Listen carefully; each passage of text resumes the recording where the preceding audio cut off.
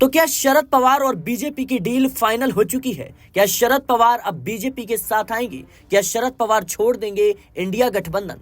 दर्शकों, महाराष्ट्र की राजनीति में एक ऐसा खेल हुआ जो एकनाथ शिंदे और अजीत पवार के होश उड़ा चुका है। महाराष्ट्र की राजनीति में ऐसा लगता है कि पक्ष विपक्ष की दूरी खत्म हो गई है। राज्य की देवेंद्र फडणवीस सरकार सहयोगियों से ज्यादा विरोधियों पर मेहरबान नजर आ रही है। विरोधी भी सीएम की तारीफ करते थक नहीं रहे हैं। ऐसे में सवाल उठता है कि क्या शरद पवार और देवेंद्र फडणवीस के बीच डील फाइनल हो चुकी है?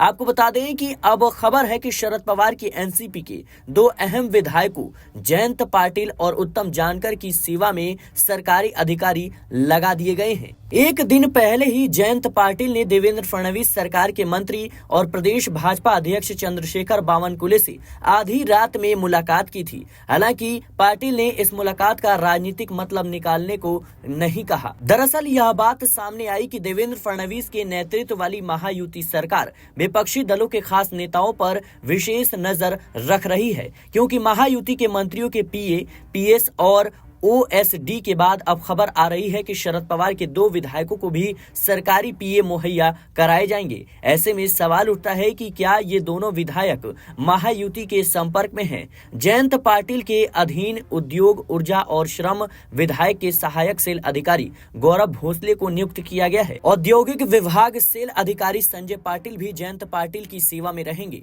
हालांकि इन दोनों अधिकारियों को वेतन सरकार से मिलेगा, लेकिन यह जयंत पाटिल के आदेश पर होगा। दिलचस्प यह है कि यह नियुक्ति अजीत पवार की पार्टी एनसीपी के राज्य मंत्री इंद्रनील नाइक ने की है। फिर सवाल यह है कि शरद पवार की पार्टी के प्रदेश अध्यक्ष को अजीत पवार के मंत्री की ओर से विशेष सुविधा क्यों दी जा रही है? आपको बता दें कि हाल ही में एकनाथ शिंदे के कई विधायकों की सुरक्षा व्यवस्था को सरकार ने छीन लिया था, यानी देवेंद्र फडणवीस ने छीन लिया था, और उसी वक्त से एकनाथ शिंदे नाराज बताए जा रही हैं। ऐसे में सवाल उठता है कि देवेंद्र फडणवीस की सरकार आखिर क्यों शरद पवार के विधायकों पर मेहरबान नजर आ रही है? सूत्रों के अनुसार जयंत पाटिल के साथ साथ शरद पवार की पार्टी के विधायक और ईवीएम के खिलाफ प्रदर्शन करने वाले उत्तम जानकार को भी सरकार की ओर से विशेष सुविधा दी जा रही है। सरकार के ग्रामीण विकास विभाग के एक अधिकारी को उत्तम जानकर की सेवा में निजी सहायक के रूप में नियुक्त किया गया है। तो फिर सरकार शरद पवार की पार्टी के विधायकों पर